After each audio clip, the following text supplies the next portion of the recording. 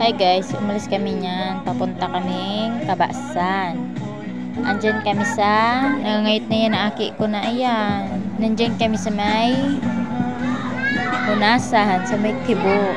Diyan kami naghalati motor. Nasasakyan mi papuntang Kabasan. Hunas pakaan. Tapos yan na aking yan. Nanampal. Pasimple lang tumira baga. Ang cute ng batang yan. Dito kaya pumunta kayo sa Bicol. Ang daming bulay. Ang daming bulay dito. Charis.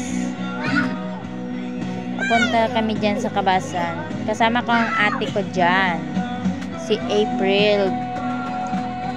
Si April Maybe Ball. At ang anak niya.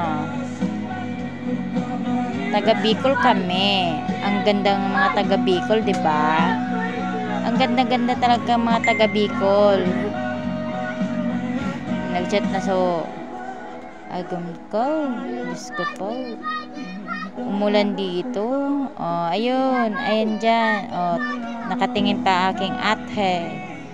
Kasama ang anak niya. Magpapa-check up din sa Kabasan. At nag-aaway din kami niya ng anak ko. Kasi nananampal yan eh. Nananampal batang yan. Yan o, Hunason, ang ganda magtiga-te. Magtiga-te. Masiram ang tiga-te digdi sa Bicol. Masiram digdi ang tiga-te sa Bicol. Pati ang babae, masiram digdi sa Bicol. Ay! Putiks.